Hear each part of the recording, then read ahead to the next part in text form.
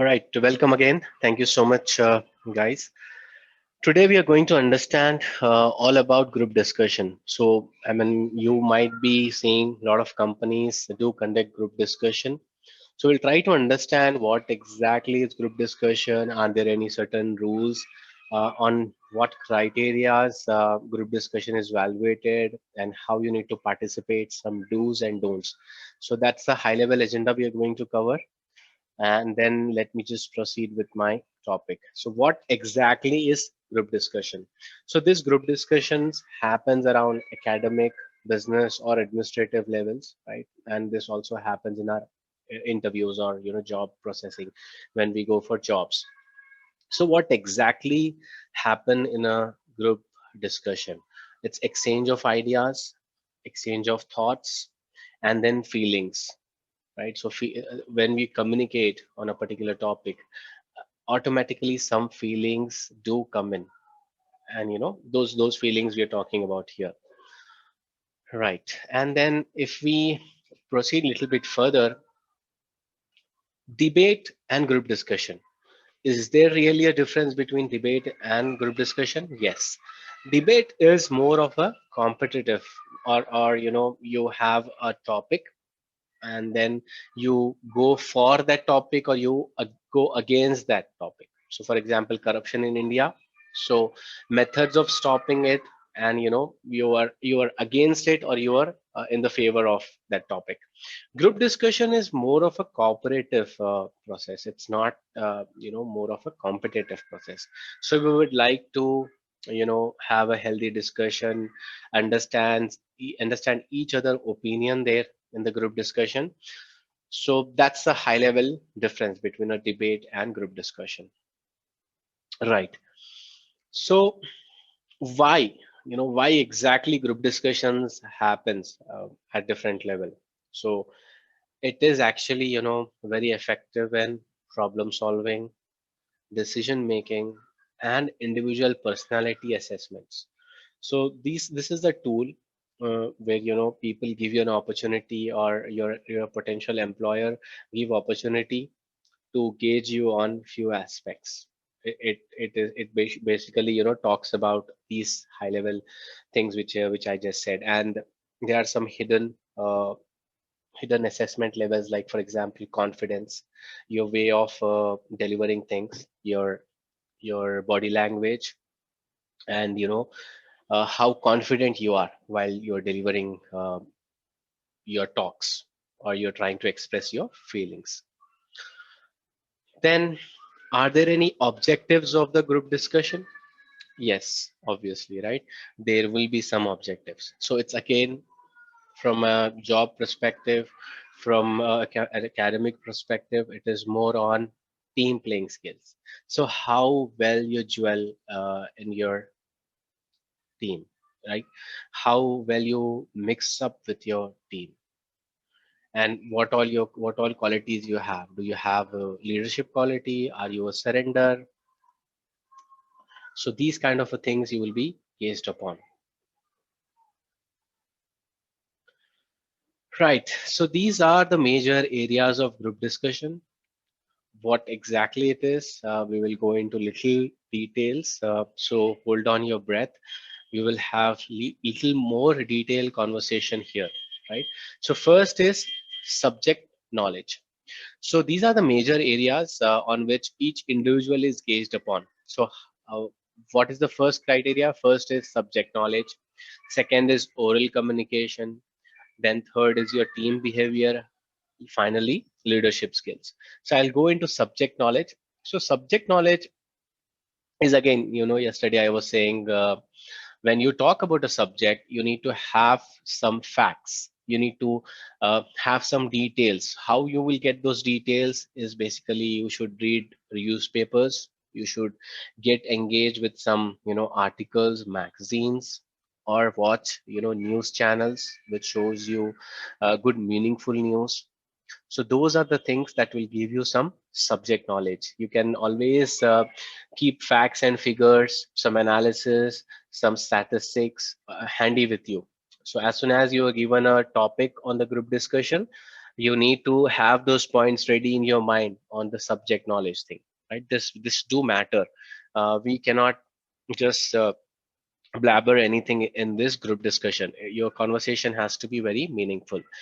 Oral conversation or oral communication skills has a very vast area. I mean, you have been learning in this entire course of over 3 weeks how important is oral communication and what all things comes in there, right? Right now we are going to touch upon little things like listening skills. So listening is very important in group discussion. Unless and until you hear them out, like normally what happen is human beings have this nature of, they want to speak much, they want their voice to be heard, they want to hear their own opinions a lot, right? They don't want other opinion to dominate, or they don't want to hear out other people. But in group discussion, as I told you, it's a team attitude. It's a team conversation. It's not a debate. So you need to, hear out what others' opinions are in this conversation.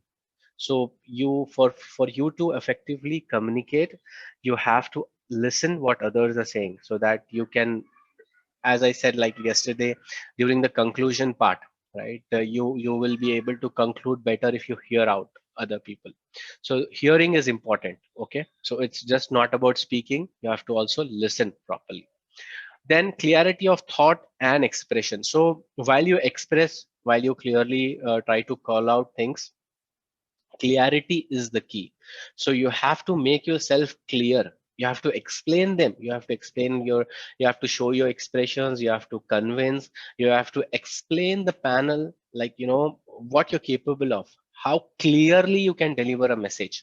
So that's also a key part.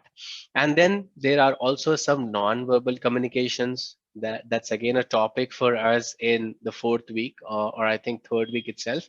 So third week we'll be talking about eye contact, body movements, gestures, facial expressions. All of these things do count, brothers, because it's just an communication doesn't mean that you will just communicate blindly. You will not have any expressions. You cannot show yourself very angry. You should not, as I told you yesterday, right? You should not show your emotions while you're delivering something very sensitive. So this things has to be kept in mind. So again, it's a very vast topic. I just touched upon on a high level oral communication. Next one is team behavior. So team behavior is again, as I said, in the group discussion, how you behave well with others, right? If some person, like for example, he's stammering, or he is unable to deliver a proper sentence, and you're not giving him chance, you're just jumping on his conversation, you're trying to dominate him. That is not the right way. That is not the right behavior, right? You should not cut off people very badly. Like for example, I'm saying something, and in the between you try to interrupt me or say that, sir, I don't agree with this, you, or you have some other point to discuss.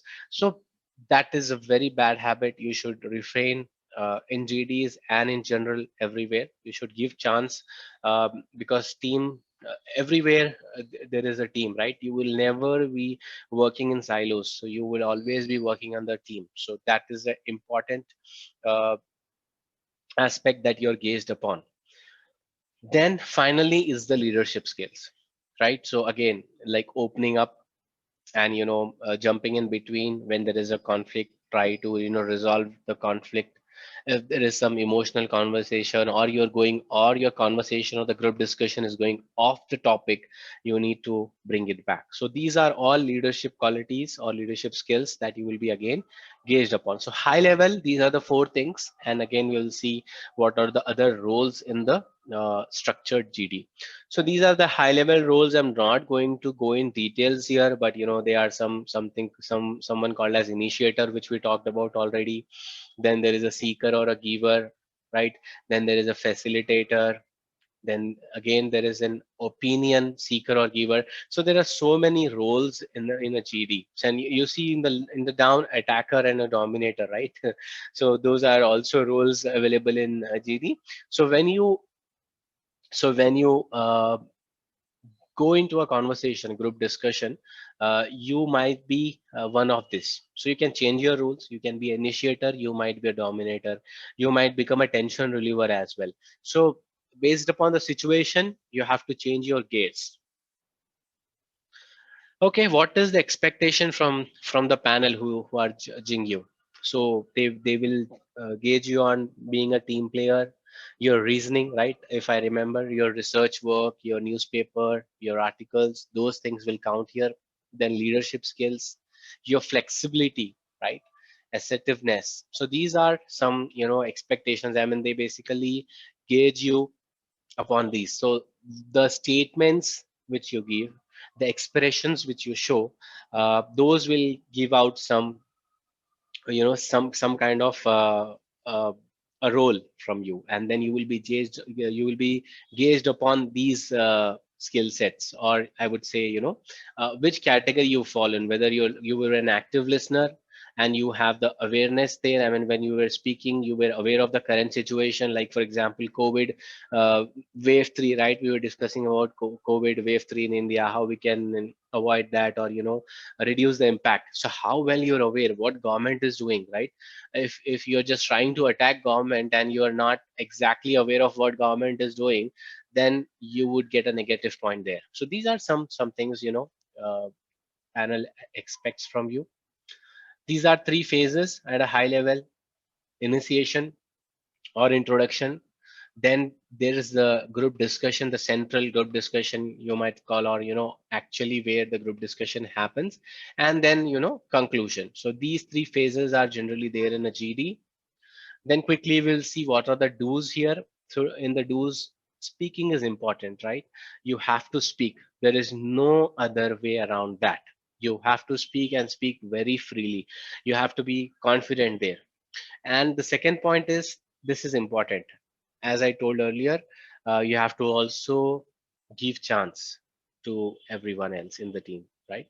And then you have to maintain an eye contact. You cannot look down and speak. You have to maintain an eye contact. So normally GD happens in a round table or an open room where you can see all the participants. So you have to engage, you have to make an eye contact with everyone. Let us say there are 15 people in that room. At least you should see 5 to 8 people in that room while you speak a sentence. So that is important. Okay, you have to engage with the audience properly. We can see that how we can engage our audience while you're speaking. And you have to be an active listener. So when others are speaking, you cannot just neglect. You have to be equally engaged. When you expect others to be engaged, you also have to be engaged in those conversations. Keep the topic on the track. Don't be ever irrelevant. If you do not have points related to topic, try to extract something out of the conversation, right? I'll show you how we can do that. Encourage someone, right? Who's just trying to, who's just basically shy, or he is not. Hey, let us say someone you have observed, someone is trying to say something, and you know his name. Say XYZ. Can you please? Okay, I think we need to hold. Can we allow that person to speak? He was just trying to speak since a long time. I would really appreciate, guys, if you can just wait for a minute. So that's where you encourage someone. Okay, and obviously clarify your doubts. So if you feel there are some doubts or some questions before you want to get the discussion on the GD, uh, clarify it with people who are initiating that GD. There is always people always encourage you to ask questions before and after, and be brief. You don't have to again keep on speaking. You have to deliver an entire speech, so we don't want to do that. Finally, don'ts. We are in the last slide. So don't is, you don't have to talk too much every time, like you're trying to be dominant. That's fine, but you cannot just take away opportunities from others. That's very important. Do not interrupt, right? This is very important. Do not interrupt. Let the person complete his or her opinion, then you jump in. Okay, and you have to find the right time. I'll again give you some tips how to find that right time. uh, and again, do not argue with anyone. Do not take it very personal. Do not make it a debate. It shouldn't look like a debate. Do not repeat. what has been said already, right? I told you yesterday, you should not repeat. If the points are already conveyed and you do not have any points, you should not repeat them. You have to be very attentive of what points were already delivered and try to use some new points. So this point I again explained yesterday as well. Do not commit any grammatical mistakes. This is the last point, and there can be many more, guys, and as I said earlier, these are, which I could find, and there can be few more things which we might be missing. So now we are back to our question and answers. I would like to unmute you all, and we are okay to have questions.